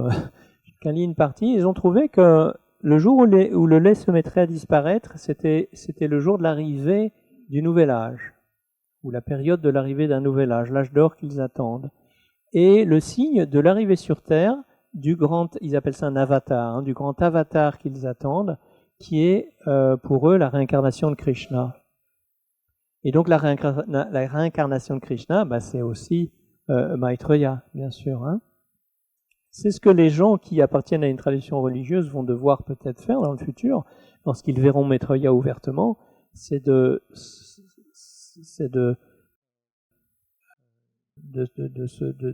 considérer que cet être-là est l'instructeur qu'ils attendent, quelle que soit leur tradition.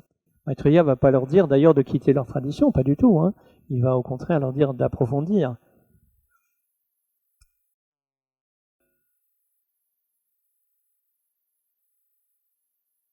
Donc maintenant sur d'autres traditions moins importantes, en termes de nombre de personnes, comme les Indiens d'Amérique, ont aussi cette notion qu'un instructeur était venu et doit revenir et que ça va être précédé de signes annonciateurs.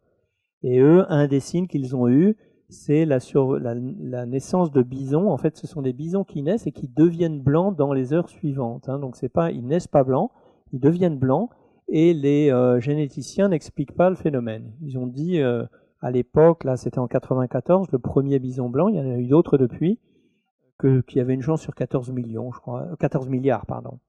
Donc on comprend pas tout d'un coup ce phénomène, sauf que dans leur tradition, eh bien, ça dit que l'enseignant qui doit revenir sera précédé de la naissance de bisons blancs. Il y en a d'autres, des signes chez les Amérindiens, et souvent c'est lié avec la nature et avec les animaux, leurs signes. Et puis après, des choses que peut-être on peut moins relier à une religion, je ne sais pas, c'est des choses qui apparaissent comme ça dans le ciel, c'est peut-être plus des phénomènes inexpliqués que des miracles, si on aime classer les choses. Et c'est des gens qui voient des choses inhabituelles dans le ciel.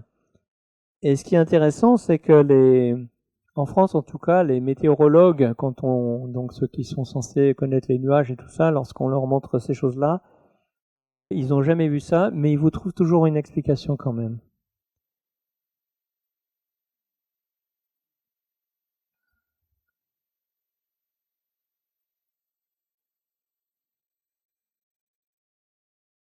Quelquefois, la forme n'apparaît que sur la photo. D'autres fois, là, c'était vu par la personne qui a pris le phénomène, mais quelquefois, ça n'apparaît que sur la photo.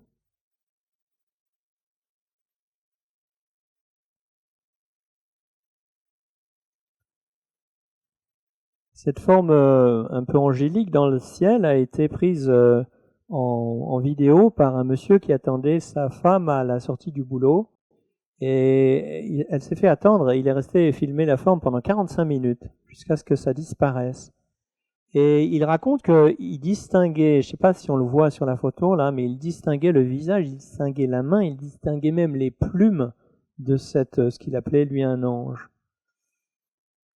Et ça s'est passé en Caroline du Sud, juste après un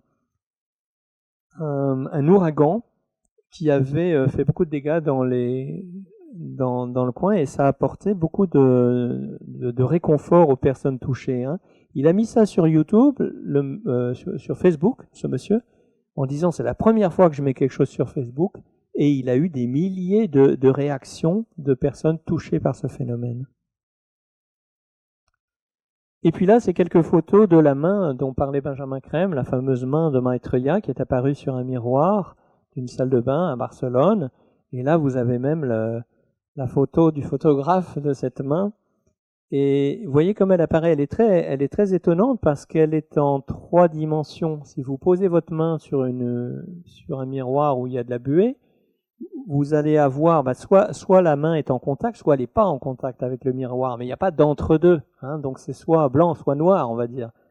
Et là, il y a une gradation.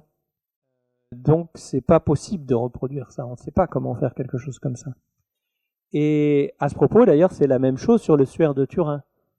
Le suaire de Turin, donc ce linceul qui était en contact avec le visage, il y a des endroits où il était en contact et des endroits où il n'était pas en contact. Mais il n'est pas simplement noir et blanc, le suaire, il est dans toute la gradation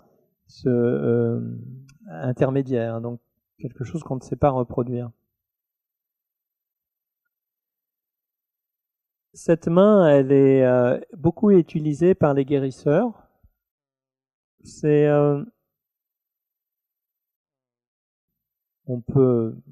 On l'a reproduite en photo, vous pouvez vous procurer une photo de cette main et puis vous pouvez poser votre main dessus.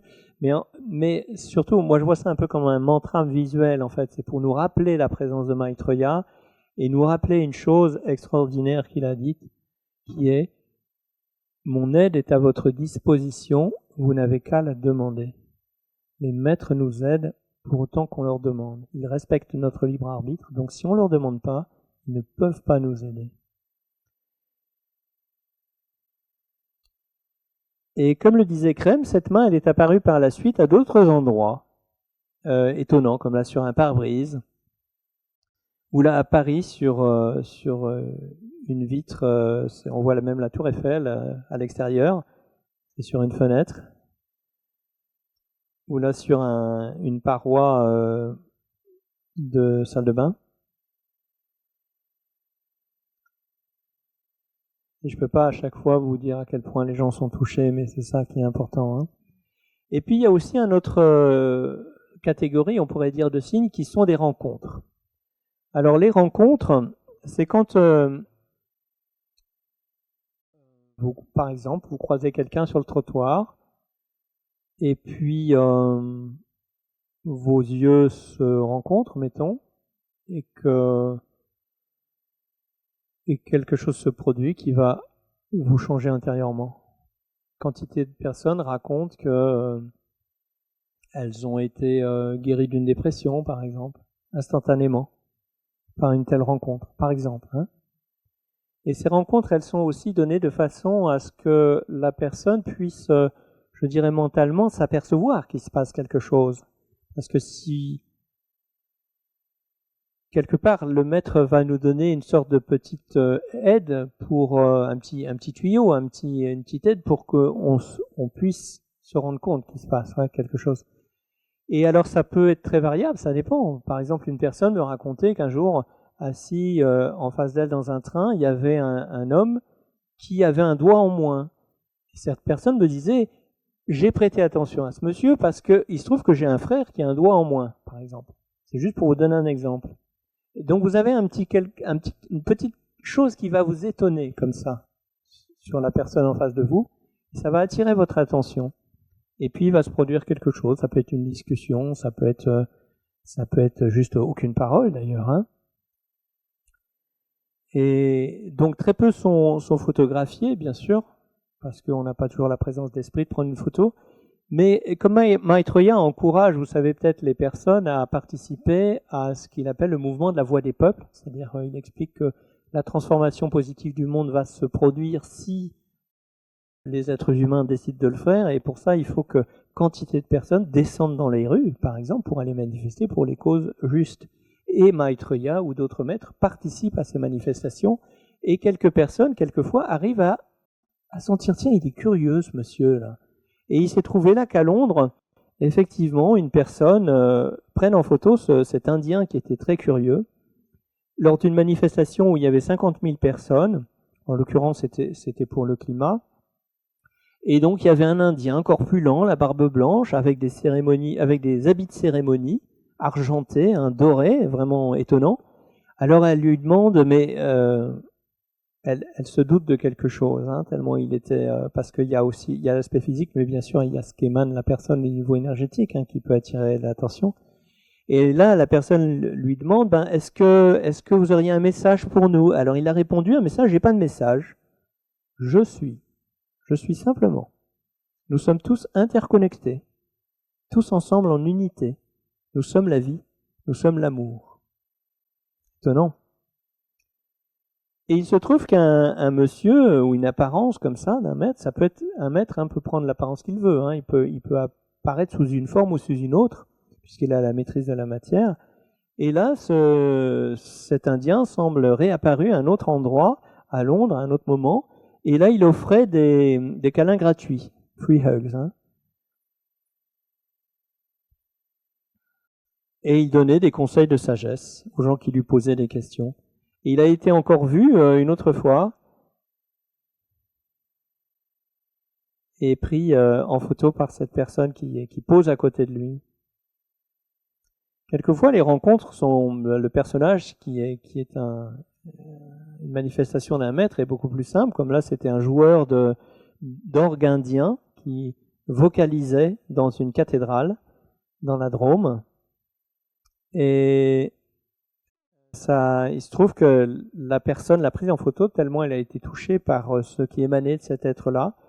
Et le maître de Benjamin Crème, à qui on avait posé la question, avait confirmé que c'était Maitreya. Alors, phénomène que vous pouvez voir parce que vous avez peut-être vu qu'au dos du flyer là, qui annonçait cet événement, c'est écrit « Ouvrez l'œil ».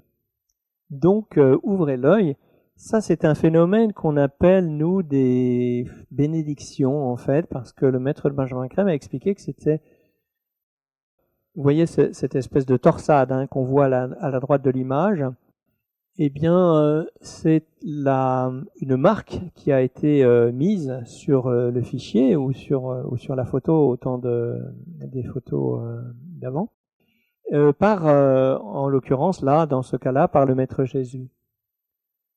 Quand vous montrez ça aux photographes, souvent, ils en ont plein d'exemples comme ça, ils les jettent, les photos, ils croient qu'il y a un problème. Mais quand vous demandez à quelqu'un qui connaît vraiment la technique de la photographie, et comment tu expliques ça, ils ne peuvent pas expliquer. Hein? Donc regardez sur vos photos, regardez si vous n'avez pas des rayons de lumière comme ça, des bénédictions de lumière qui ne sont pas du tout normales ou dues à l'appareil photo. Et donc je vous ai mis quelques exemples pour que, si vous avez le temps de lire la légende, pour voir que c'est dans le monde entier. Hein.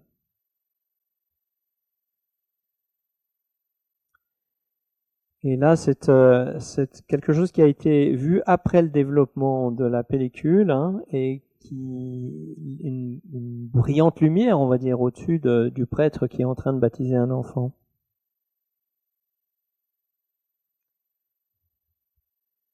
Une photo du pape. Et là, Benjamin Crème, son maître, avait indiqué que cette lumière était une bénédiction de Maitreya lui-même. Il y a beaucoup de photos du pape ou de personnes chrétiennes qui ont cette sorte de choses.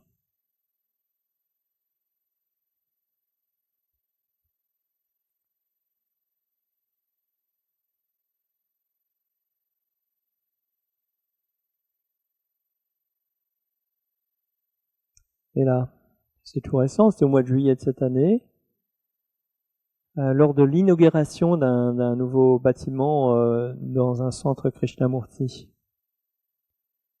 Et donc la personne a précisé qu'il y avait eu d'autres photos prises au même endroit qui ne présentaient pas ces stries lumineuses. Hein, donc c'est pas une question de salissure de l'objectif ou quoi que ce soit. Hein.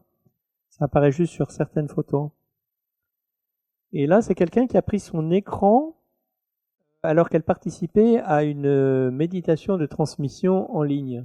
Il y a quelquefois des gens qui se réunissent pour pratiquer cette forme de méditation, et donc on voit un écran, on voit les autres méditants sur l'écran, et là elle a juste pris une copie d'écran, et elle a vu cette forme lumineuse qui est non expliquée aussi sur son écran.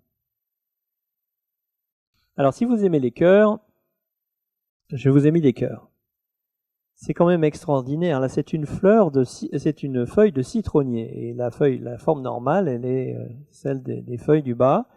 Et un jour, la personne s'est aperçue qu'il y avait un cœur comme ça, et que c'est d'autant plus étrange que le pétiole, il est normalement situé, quand il y a une forme de feuille comme ça, normalement, il devrait être situé en haut, là. Et là, il est en bas de la feuille. Je vous raconte pas toute l'histoire de ce que ça a fait chez la personne en question et le bien-être et les guérisons, etc. Encore une fois. Et là, une personne avait acheté un paquet de gâteaux. Normalement, les gâteaux, ils sont comme celui qui est à gauche sur l'image.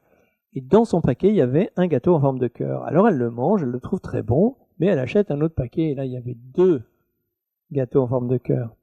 Alors là, elle commence à s'étonner, elle achète un 3e paquet. Et là, il y avait 3 gâteaux en forme de cœur. Alors elle se renseigne, elle mène sa petite enquête, c'était en Espagne, et on lui dit « Mais non, madame, vous êtes folle, c'est pas possible, tous les gâteaux, ils sont pareils. » Et là, c'est une personne qui était dans le train aux Pays-Bas, et elle était pas bien, elle allait justement à une méditation de transmission aussi, elle était soucieuse, et elle a demandé une aide intérieurement à Maitreya. Et puis, tout d'un coup, à ce moment-là, elle remarque devant elle, sur le siège devant elle, 2 petits bonbons en forme de cœur. Et sur l'un, il est écrit « Ya », ça veut dire « oui », et sur l'autre, c'est marqué « Geluk », ça veut dire chance, bonheur.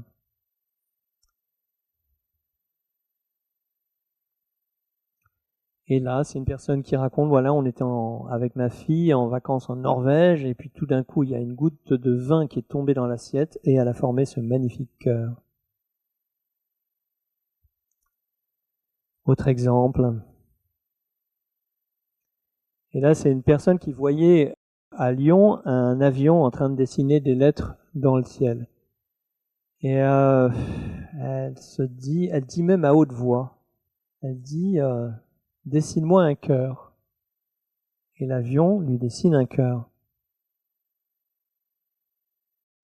Je vous raconte pas comment elle a été touchée par ça. Hein.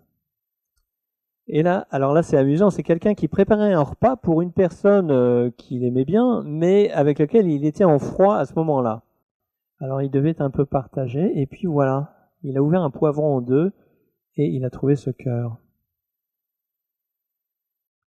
Et là, c'est une personne qui se réveille un matin d'hiver, fatigué, déprimé, il ouvre la fenêtre et il voit ces cœurs comme si une voiture avec ses pneus avait fait ces cœurs dans la neige. Et en fait, il va voir sur place, il s'aperçoit que c'est absolument impossible qu'une voiture ait fait ça, et il dit « Ma dépression a disparu instantanément ».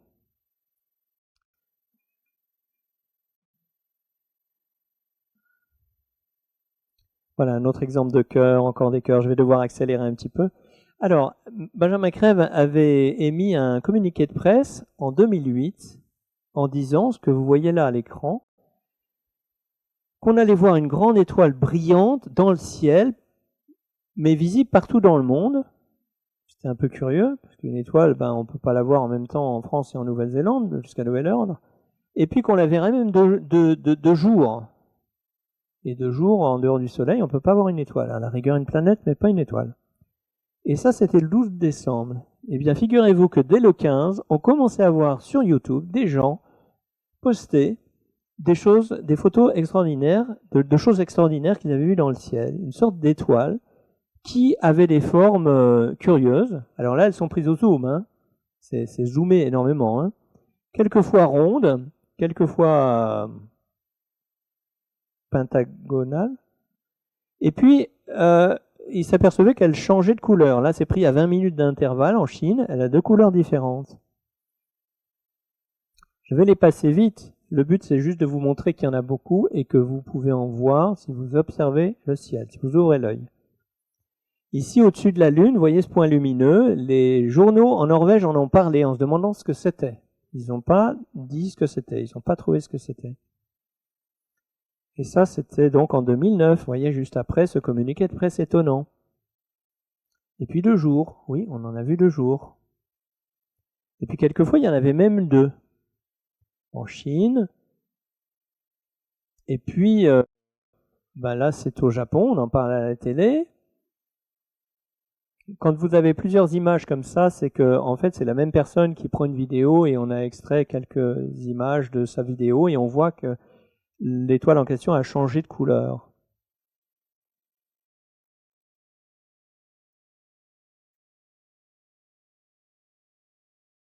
Et on en a parlé, là, aux États-Unis. Ici aussi. Elle a été vue pendant 9 nuits consécutives, pratiquement au même endroit, entre 19 et 20 heures. Et donc les télés locales en parlent. Ils font leurs enquêtes. Ils disent non, ça peut pas être un avion ni un hélicoptère. On ne sait pas ce que c'est. En plein jour à Paris. Ouvrez l'œil. Télé en Chine, au Mexique. Ah oui, celle-ci, 4. Pourquoi 4? Parce que Benjamin Crème l'a dit, alors bien sûr, c'est pas une étoile, hein, ce sont des ovnis. Et il a dit qu'en fait, il y avait 4 ovnis gigantesques qui avaient pour objectif de servir d'étoile de Bethléem pour les temps actuels. Hein, vous savez peut-être qu'il y a une étoile, dans la tradition chrétienne, on dit qu'une étoile a guidé les rois mages jusqu'au lieu de naissance de Jésus. En fait, c'était pas une étoile, hein, c'était un ovni. Eh bien, à la période actuelle, comme signe annonciateur de la venue de Maitreya, il y a ce phénomène qui est fait par nos amis les frères de l'espace et qui consacre 4 gigantesques ovnis à cette mission d'annoncer la venue de Maitreya. Et dans certains cas, alors ce sont des ovnis qui vont se régénérer au niveau énergétique près du Soleil, donc ils quittent l'atmosphère terrestre, et ensuite ils reviennent sur la Terre, ils sont à peu près à 12 000 mètres, un peu comme là où volent les avions de ligne. Et quelquefois, dans certains cas rares, elles se rapprochent les unes des autres, et c'est comme ça que dans certains cas, elles ont pu être photographiées simultanément.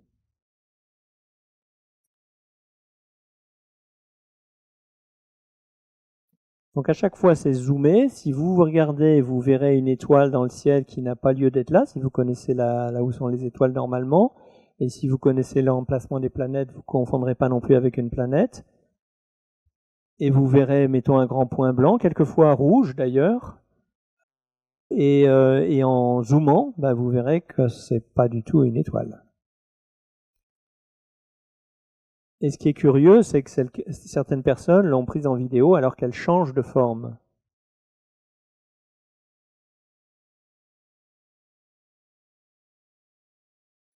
Et là, vous voyez la masse, enfin la taille de puisqu'il y a un bâtiment là sur la gauche, et on voit la taille de cet objet qui est agrandi sur la photo de droite. Donc c'est très grand, hein.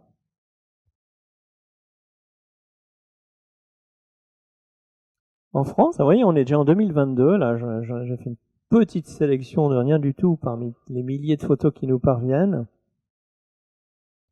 À droite, vous avez la Lune, c'est au moment d'une éclipse, donc elle est rouge, et à gauche, cette chose complètement inexpliquée.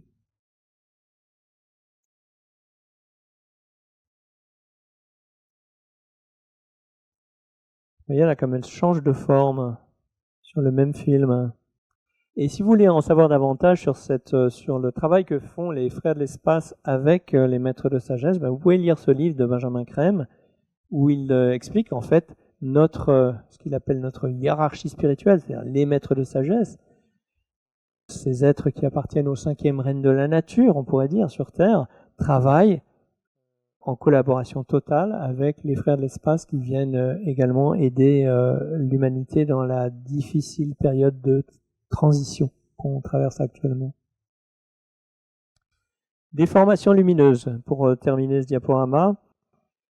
Et là, franchement, si vous dites que vous n'en voyez pas, moi je crois que c'est parce que vous n'avez pas vraiment cherché, parce qu'il y en a partout, de plus en plus. Ça a commencé au début des années 90 en Nouvelle-Angleterre, aux États-Unis. On a commencé à avoir des témoignages de ce genre de phénomène. Donc c'est la réflexion de la lumière du soleil qui vient frapper une vitre. Et donc cette réflexion va sur ce qu'il y a en face de la vitre en question. Et normalement, cette réflexion, elle a la forme de la vitre. Si la vitre est rectangulaire, vous allez voir un rectangle.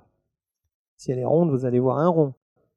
Mais là, ce qu'on voit, c'est tout à fait inexpliqué, une sorte de I, comme ça, dans un cercle, par exemple, I majuscule. Et là, figurez-vous qu'en France, un petit journal tout à fait local en a quand même parlé. Et donc, en toute objectivité, a dit on ne sait pas ce que c'est, mais ça existe. A mentionné, mais je l'ai vu que dans ce journal-là. Mais c'est bien, bravo. C'est des belles formes en plus, c'est assez splendide. Alors, j'ai pas le temps de passer de temps pour chaque diapo, mais vous pouvez peut-être voir que c'est dans le monde entier, comme là en Italie, en Géorgie, en Allemagne. Et là, vous voyez, entre les deux voitures, il y a une forme rectangulaire. Et ben ça, c'est la réflexion normale de la vitre, hein, alors que les formes qui sont rondes ne sont pas du tout normales. Et elles sont inexpliquées. Il y a un physicien suisse qui a fait il a même écrit un bouquin. Il a étudié le phénomène dans tous les sens et il a fini par conclure qu'il ne pouvait pas l'expliquer. Parce que c'est un phénomène qui se produit à un moment, qui ne se produisait pas avant, et qui va se produire pendant un certain temps, mais pas tout le temps. Peut-être pendant une semaine, peut-être pendant un mois, peut-être pendant 3 ans, peut-être juste pendant 1 an, on ne sait pas. À un moment, ça cesse de se produire, et de nouveau, vous voyez la réflexion normale du soleil. Bien sûr, il faut qu'il fasse beau, il faut qu'il y ait du soleil, et puis il faut qu'en face de la vitre, il y ait quelque chose sur lequel se réfléchisse le rayon du soleil. Donc ça dépend de l'heure, etc. Mais la forme, elle reste inexpliquée.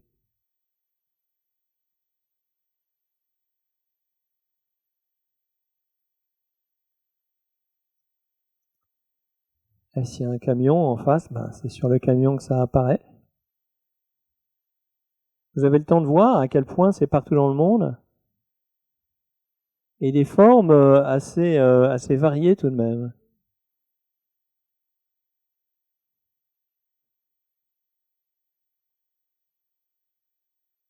Donc là, moi j'en ai vu plein à Paris. Si vous en voyez jamais à Paris, c'est que vous n'ouvrez pas l'œil.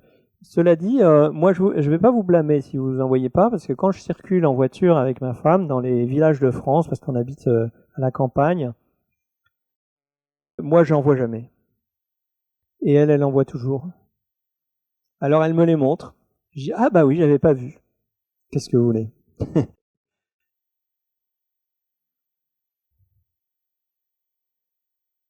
Ça fait partie des signes pour ouvrir la conscience, pour commencer à s'étonner, à se poser des questions, à s'interroger. Alors j'ai mis un certain nombre de photos tirées justement de villages de France pour vous montrer qu'il n'y a pas besoin d'avoir forcément des grands immeubles ou des beaux bâtiments. C'est partout. Et là c'est intéressant, on voit qu'il y a des fenêtres, enfin des vitres qui forment le phénomène et pas d'autres.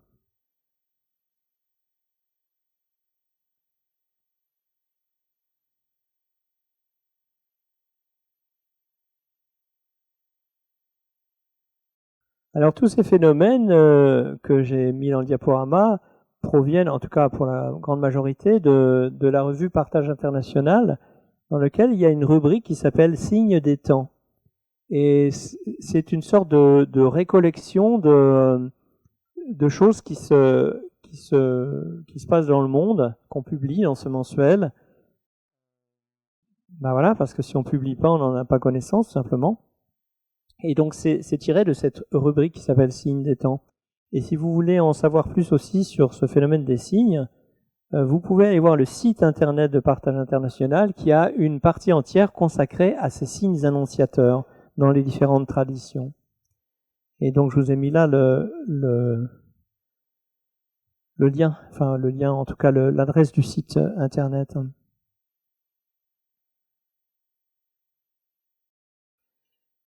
Voilà, je crois que c'est la fin de ce diaporama.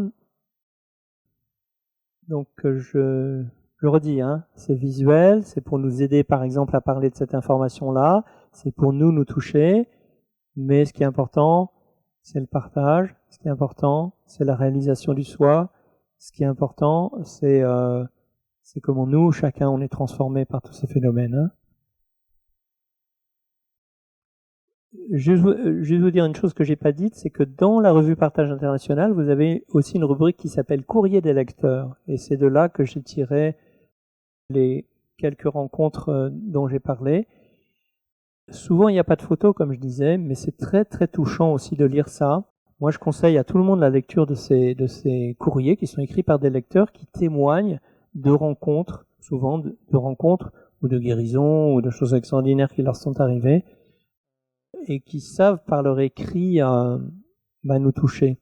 Et c'est intéressant parce qu'il est possible que vous ayez vous-même été témoin de phénomènes comme ça, de rencontres par exemple, mais que vous ayez oublié, ou que votre mental à ce moment ait mis ça à côté, en disant j'ai rêvé ou je sais pas. Et quand vous lisez le témoignage d'une personne qui a vécu quelque chose de semblable à vous, ça peut vous remettre en mémoire votre propre expérience, et à ce moment-là, vous serez de nouveau touché et vous aurez l'enseignement qui allait avec cette expérience. Donc je conseille la lecture de ces courriers des lecteurs pour ceux qui veulent. Je voudrais vous lire quelques phrases tirées de messages de Maitreya. C'est la suite du message où il dit ceux qui cherchent des signes les trouveront. Et il dit mais ma méthode de manifestation est plus simple. Maitreya dit « Rien ne vous sépare de moi. Je suis avec vous et en vous. Je cherche à exprimer ce que je suis à travers vous. Chaque tressaillement d'amour ressenti dans votre cœur est enregistré dans le mien.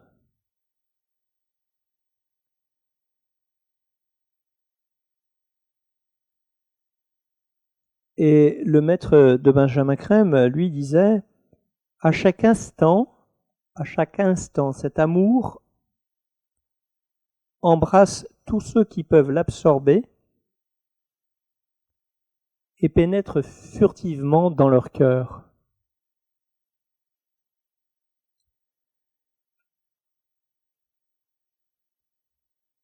Et donc ça nous montre le côté, la qualité de Maitreya d'omniprésence. Hein, je disais, il y a des degrés dans la maîtrise. Maitreya est un maître omniprésent. C'est l'incarnation de l'amour au niveau planétaire. C'est-à-dire ce grand être dont parlait Benjamin Crème, qui est le logos planétaire. Maitreya incarne cette qualité d'amour-là, l'amour divin. Et il n'est pas séparé de nous, c'est-à-dire qu'il y a une fraction de cet amour en chacun d'entre nous. C'est vraiment des phrases à méditer pour se rendre compte de la stature de Maitreya, en fait. Quelquefois, les gens posent la question en disant on est un peu mal parti sur Terre, est-ce que vraiment on va pouvoir s'en sortir? Et la réponse c'est vous ne vous rendez pas compte de l'ampleur, de la stature de Maitreya, de la puissance de Maitreya. Quoi que vous fassiez, quoi que vous pensiez, il y a une fraction de la conscience de Maitreya qui en est informée. C'est pour ça aussi qu'il peut dire qu'il se sent couvert de honte quand il voit ce qu'on laisse quand il voit qu'on laisse des millions de personnes mourir de faim, par exemple sur Terre, chaque année. Il dit ça me couvre de honte. Il le ressent, c'est ressenti dans son cœur. J'ai vécu une expérience une fois très poignante avec Benjamin Crème un jour où, donc j'ai dit, il a fait des centaines d'émissions de radio, en France aussi, hein, sur Radio Ici Maintenant. À chaque fois qu'il venait donner une conférence à Paris, il faisait une émission préalablement sur Radio Ici Maintenant, à Paris, donc une radio, ça durait 1h30 les émissions. Et un jour, Benjamin Crème, qui avait peut-être, je sais pas, un monsieur de 85 ans, je sais pas, conférencier international, il se met à fondre en larmes au micro, en direct. Et il dit après, alors on lui demande qu'est-ce qui s'est passé, et il dit, compte tenu du sujet, de ce dont ils étaient en train de parler, hein, il dit, Maitreya m'a fait sentir une fraction de ce que lui ressent Maitreya face à ces personnes qui meurent d'une mort inutile, comme dit Maitreya sur Terre, parce qu'on les laisse mourir de faim.